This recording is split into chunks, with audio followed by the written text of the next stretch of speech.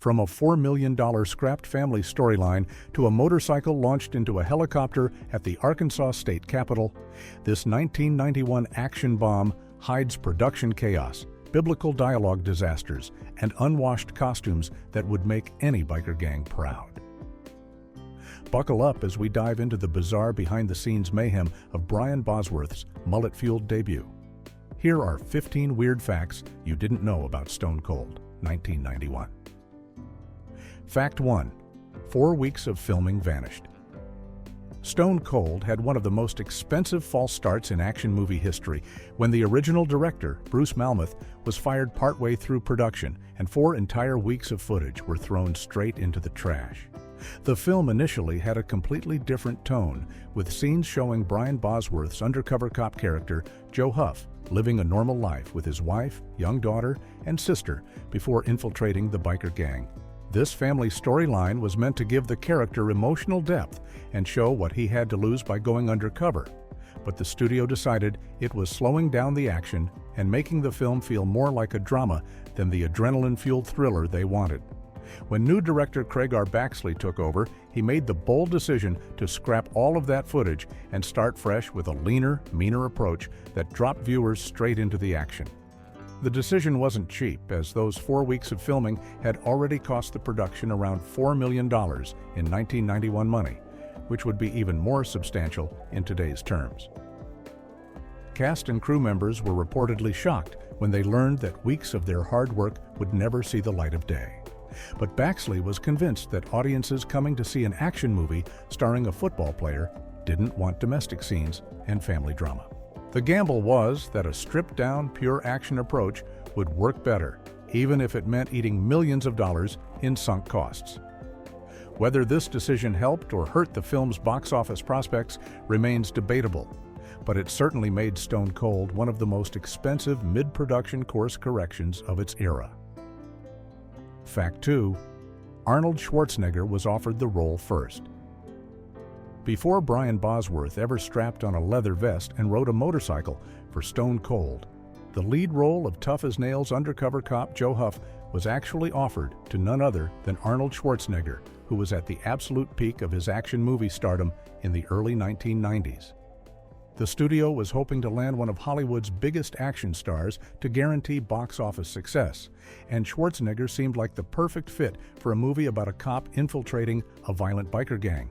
There was just one massive problem standing in the way of that plan, which was Schwarzenegger's asking price of $20 million, a fee the relatively modest production simply couldn't afford. With their first choice completely out of reach due to budget constraints, the producers had to get creative and think outside the traditional Hollywood casting pool. That's when they landed on the unconventional idea of casting Brian Bosworth, a former NFL linebacker who had become a household name for his aggressive playing style and controversial persona, but had absolutely zero acting experience. Bosworth was a fraction of the cost, came with built-in name recognition from his football career, and had the physical presence and bad boy image the role demanded. The studio figured that his athletic ability would translate well to action sequences, and that his lack of acting experience could be masked by keeping the dialogue simple and letting the stunts do most of the talking. It was a massive gamble that ultimately didn't pay off at the box office, but it's fascinating to imagine how different Stone Cold would have been with Schwarzenegger's star power and established action movie credibility leading the charge. Fact 3. Lance Henriksen improvised. His entire performance. Lance Henriksen, the veteran character actor playing the villain Chains Cooper, found himself in an unusual predicament when he first received the script for Stone Cold and discovered that his character's dialogue consisted almost entirely of biblical quotes and religious references.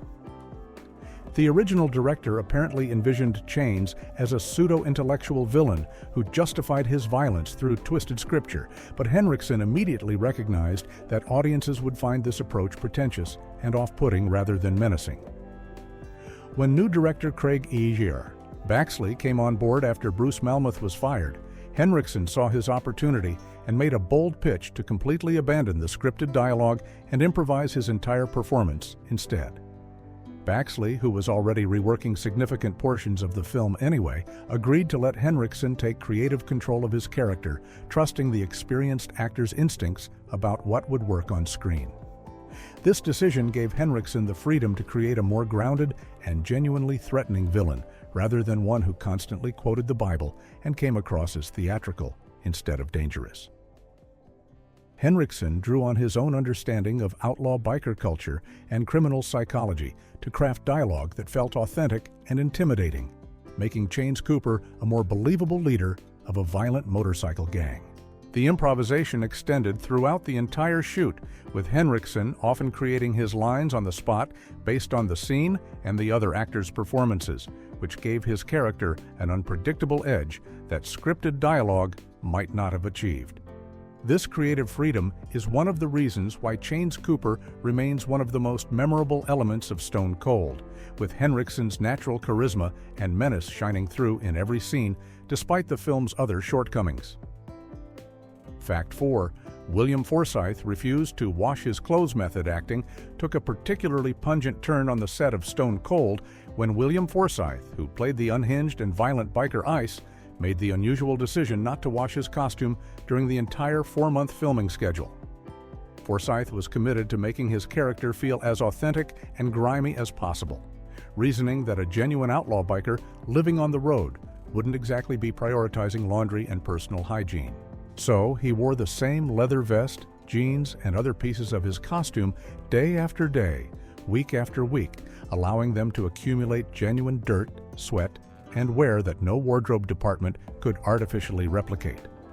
Cast and crew members reportedly noticed the increasingly strong odor emanating from Forsythe's costume as production wore on, but the actor remained committed to his choice, believing that the physical discomfort and realness of the unwashed clothes helped him stay in character. By the time they reached the final weeks of shooting, Forsythe's costume had taken on a life of its own, with visible stains, authentic road grime, and a smell that needed no acting to convey that this was a man who lived outside society's normal conventions. The decision certainly added an element of realism to Ice's appearance on screen, as his costume looked genuinely worn and lived in rather than like a clean costume fresh from the wardrobe department. Whether the other actors appreciated sharing close quarters with Forsythe during fight scenes and motorcycle sequences is another question entirely. But his commitment to the role definitely created an authentic visual that helped sell the dangerous world of outlaw bikers that Stone Cold was trying to portray. Fact 5. Michael Douglas was a secret producer. One of the most surprising behind-the-scenes players in Stone Cold was Michael Douglas, who served as an uncredited producer on the film through his production company and played a crucial role in keeping the troubled production on track. Douglas was already a major Hollywood power player in the early 1990s, having won an Academy Award for Wall Street and starred in blockbusters like Fatal Attraction and Basic Instinct. So his involvement with a lower-budget action vehicle starring an untested NFL player seems unusual at first glance. But Douglas and his production partner saw potential in the project and believed that with the right approach, they could create a profitable action franchise around Brian Bosworth's larger-than-life persona. When the production hit rocky waters with the director change and Bosworth's understandable concerns about whether the film could be salvaged, Douglas personally picked up the phone and called the former linebacker to convince him not to walk away from the project. According to people involved with the production, Douglas assured Bosworth that the film could still work with the changes being made and that his screen presence was strong enough to carry an action movie despite his lack of acting experience. That phone call from a Hollywood heavyweight apparently made all the difference, as Bosworth decided to stay committed to seeing the film through to completion, even though he had every reason to be nervous about how things were going. Douglas's involvement demonstrates how much faith some powerful people in Hollywood had in Stone Cold's commercial potential, even if that faith ultimately proved misplaced when the film failed to connect with audiences and bombed at the box office. Fact 6. Arkansas officials didn't know about the stunts. Getting permission to film at a state capitol building is challenging enough under normal circumstances, but the Stone Cold production team pulled off something remarkable by securing access to the Arkansas state capitol without fully disclosing the extent of the mayhem they were planning to unleash there. Arkansas officials agreed to let the filmmakers use their beautiful Capitol building for what they presumably thought would be standard movie scenes, with actors walking around and maybe some dialogue sequences on the steps or in front of the building. What the officials apparently didn't know, or at least didn't fully understand, was that the production was planning an elaborate action climax that would include explosions, gunfights, and most spectacularly, a stunt where a motorcycle would be launched directly into a helicopter in midair. When filming day arrived and the crew began setting up the massive stunt equipment and explosive charges needed to pull off the sequence, state officials reportedly realized they had agreed to something far more intense than they initially imagined.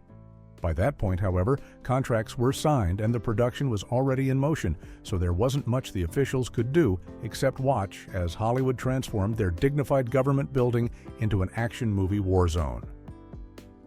The motorcycle into helicopter stunt became one of the most memorable moments in Stone Cold, with the production using the Capitol's distinctive architecture as the backdrop for the explosive finale.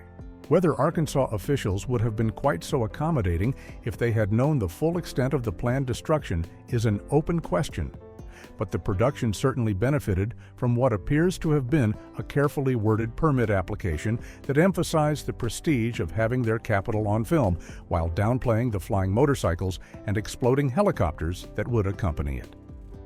Fact 7. Mississippi rejected the film's finale. The spectacular finale of Stone Cold was originally meant to take place at the Mississippi State Capitol, which made perfect sense for the story, since the film's plot involved a biker gang planning to assassinate politicians during a government event in Mississippi. The production team approached Mississippi officials with their proposal to film the climactic action sequences at the state capitol building. But Mississippi officials took one look at the planned stunts, explosions, and general mayhem and decided they wanted absolutely nothing to do with the production. Unlike their counterparts in neighboring Arkansas, Mississippi's government representatives apparently asked enough questions and reviewed the plans carefully enough to realize that the filmmakers wanted to use their capital as the backdrop for some seriously destructive action sequences, and they flat out refused to grant permission. This left the production in a difficult position since the entire plot built toward this courthouse confrontation, and they needed an impressive government building to sell the climax. That's when they turned to Arkansas, whose officials proved more amenable to hosting the production, even if they may not have fully grasped what they were agreeing to at first. The ironic result is that Stone Cold features characters repeatedly talking about attacking the Mississippi State Capitol, while viewers are actually looking at Arkansas's Capitol building instead, creating a geographical inconsistency that anyone familiar with either building's architecture would immediately notice. For the filmmakers, this was a necessary compromise to keep their vision intact, but it's amusing to imagine Mississippi officials watching the finished film and feeling relieved they dodged the bullet of having their state capitol associated with such an over-the-top action spectacle. Fact 8. Budget was stolen from Van Damme's movie Stone Cold, benefited from one of the more ruthless budget decisions in early 1990s action cinema, when Stone Group Pictures, the production company behind both Stone Cold and Jean-Claude Van Damme's Double Impact, made the controversial choice to redirect funding from the Van Damme film to Brian Bosworth's movie. The company believed that Bosworth, with his controversial NFL background and bad boy image, represented a better commercial bet than Van Damme, who was still building his action star credibility at that point in his career. So they pulled money that had been allocated to Double Impact and funneled it into Stone Cold, betting that the former linebacker's star power and the film's biker gang premise would translate into bigger box office returns. It was a calculated gamble, based on the theory that Bosworth's name, recognition, and crossover appeal from sports to movies would attract a wider audience than a Belgian martial artist whose previous films had been modest successes at best. The studio executives were convinced they were backing the right horse and that Stone Cold would be the breakout hit that established Bosworth as the next big action star, while Double Impact would be the lesser film that performed adequately but nothing special. The irony is almost painful because when both films hit theaters, the exact opposite happened. Double Impact became a solid commercial success that helped cement Van Damme's status as a legitimate action star, while Stone Cold completely bombed at the box office and became a cautionary tale about trying to turn athletes into movie stars. The budget theft didn't just fail to pay off, it actively harmed the company's portfolio by weakening one film that could have succeeded while propping up another that was doomed regardless. Fact 9. Bosworth rode his own custom motorcycle.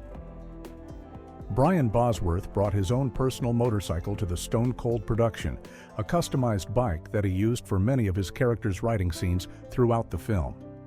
As an avid motorcycle enthusiast in real life, Bosworth was comfortable handling the bike and performing many of his own riding stunts, which gave the production authentic-looking motorcycle sequences without always needing to rely on stunt doubles or carefully disguised stand-ins.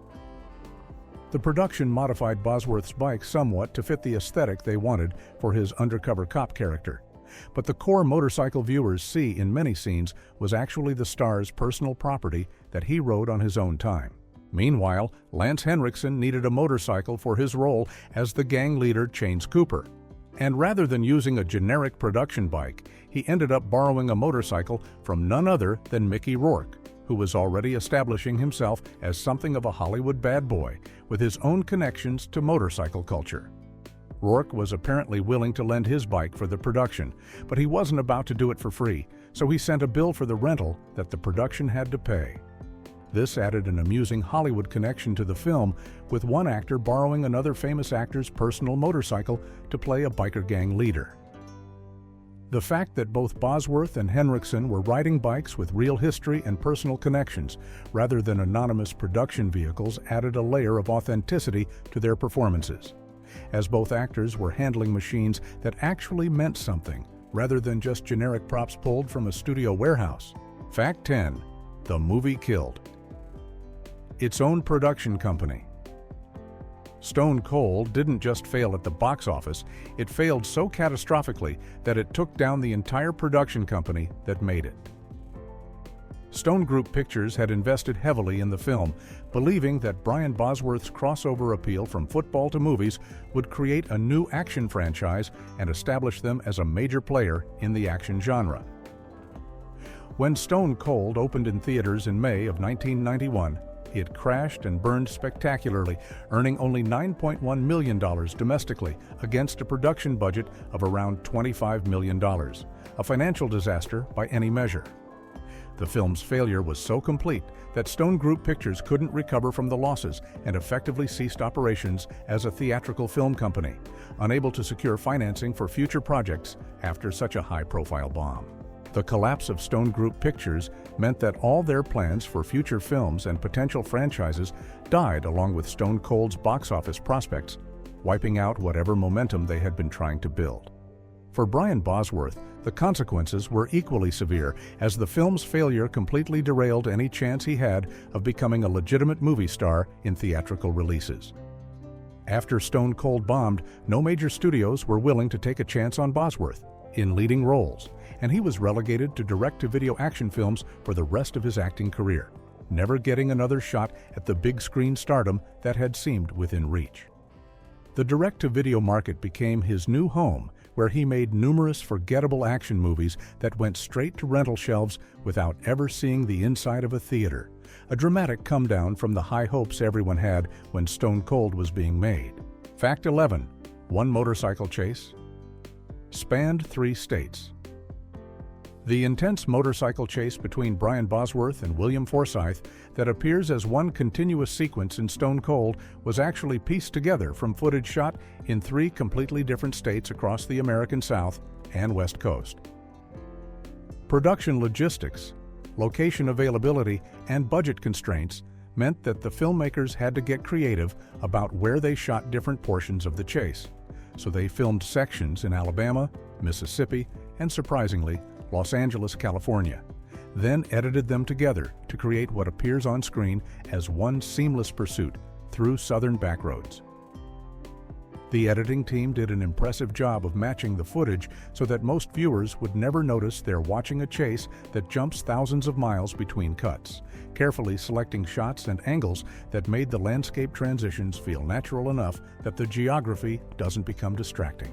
Filming a single chase across 3 states created significant logistical challenges for the production, as they had to transport cast, crew, equipment, and the motorcycles themselves to multiple locations while maintaining continuity in costume, lighting, and bike condition across all the different shoots. The actors had to perform similar stunts and maneuvers in different states, making sure their body positions and movements matched up so the editing could blend everything together convincingly. Los Angeles standing in for the Deep South is particularly amusing given how different California's landscape and vegetation are from Alabama and Mississippi. But clever camera work and tight framing kept the geographical inconsistencies from being too obvious. This multi-state approach to filming a single action sequence demonstrates both the resourcefulness and the constraints of the production, as they clearly didn't have the budget or schedule to film everything in one location, but still managed to create an exciting chase scene. Fact 12. Real outlaw bikers were extras. Lance Henriksen took authenticity seriously when it came to populating Stone Cold's biker gang scenes, and he personally recruited actual outlaw bikers to work as extras throughout the film. Rather than relying entirely on actors wearing leather vests and pretending to be tough, Henriksen wanted real members of motorcycle clubs who knew the culture, the attitude, and the unspoken rules of the outlaw biker world. These weren't just random motorcycle enthusiasts who happened to own bikes, but genuine one-percenters, the term used for outlaw bikers who consider themselves outside the 99% of law-abiding motorcycle riders.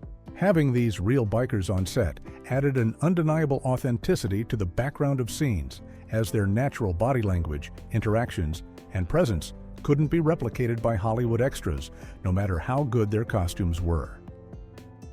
The production also hired an old one-percenter named Magic to serve as a technical advisor, bringing him on board to make sure the film got the details right about how outlaw motorcycle clubs operate, how they interact with each other, and what their world actually looks like beyond Hollywood stereotypes.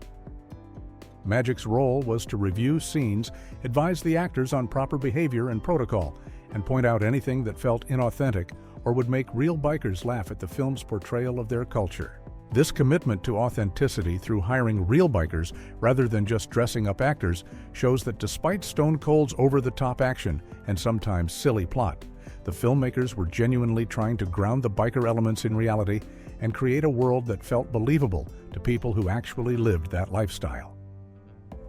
Fact 13. Sam McMurray got his ear pierced for the ending. The ending of Stone Cold features a fun twist where Sam McMurray's uptight FBI supervisor character shows up wearing an earring, a small detail that actor Sam McMurray himself pitched to the filmmakers and then personally followed through on in a distinctly unglamorous way. McMurray suggested that after spending the whole movie being the straight-laced, by-the-book FBI handler who disapproved of Brian Bosworth's character going undercover with dangerous bikers, his character should show up at the end having been influenced by the rebellious spirit of his agent, with an earring serving as a visual symbol of that transformation. The filmmakers loved the idea because it gave the ending a Die Hard-style moment where even the authority figure shows they've been changed by the experience, adding a light comedic touch to close out the film. Rather than using a clip-on earring or some other fake movie magic solution, McMurray decided he should actually get his ear pierced for real to make the scene look authentic. So he had a production assistant drive him to a mini-mall where he walked into whatever piercing shop they could find and got his ear pierced right there, then returned to set ready to film the scene with his genuine new earring. It's the kind of small but committed choice that shows how seriously even the supporting actors took their roles, with McMurray willing to permanently modify his body for a brief comedic moment that most viewers probably barely noticed. The detail adds a nice character moment that suggests even the most rigid FBI supervisor isn't immune to the influence of the outlaw world once they've been exposed to it. Fact 14. The film earned Bosworth a Razzie nomination. Brian Bosworth's acting debut in Stone Cold earned him a nomination for Worst New Star at the Golden Raspberry Awards, better known as the Razzies, which celebrate the year's worst achievements in film. The nomination was somewhat predictable, given that Bosworth had zero acting experience before Stone Cold and was being asked to carry an entire action movie as the lead, but it still had to sting for someone who had put genuine effort into learning a completely new craft. Critics and audiences noticed Bosworth's stiff delivery, limited emotional range, and general discomfort in dramatic scenes, even though he handled the physical action sequences competently thanks to his athletic background. The Razzie nomination became another piece of evidence that the gamble of turning an NFL linebacker into a movie star had failed spectacularly, with voters essentially saying that Bosworth should stick to sports rather than attempting to build an acting career. However, the Razzie nomination doesn't tell the complete story, because some critics actually thought Bosworth showed more promise than his reputation suggested, and that with proper training and better material, he might have developed into a decent action star. These more generous reviewers pointed out that Bosworth had natural screen presence and charisma, even if his technical acting skills were underdeveloped, and they noted that plenty of successful action stars had equally rough debuts before improving with experience. The problem was that Stone Cold's box office failure meant Bosworth never got the chance to develop those skills in major theatrical releases, instead being relegated to direct-to-video movies where the budgets and production values didn't allow for much growth as a performer. Fact 15. An NC-17 cut exists somewhere. The version of Stone Cold that hit theaters in 1991 was significantly toned down from what director Craig R. Baxley originally created, as the first cut of the film was so extremely violent that it received an NC-17 rating from the Motion Picture Association of America. An NC-17 rating is essentially a commercial death sentence for any film hoping for wide theatrical release. As most theater chains refuse to show NC-17 movies and major retailers won't stock them, so the production had no choice but to make extensive cuts to bring the violence down to R-rated levels. The editing team went through the film removing or shortening the most graphic moments of violence, trimming shots of blood and gore, and generally pulling back on the intensity of the action sequences to satisfy the ratings board and get that crucial R rating.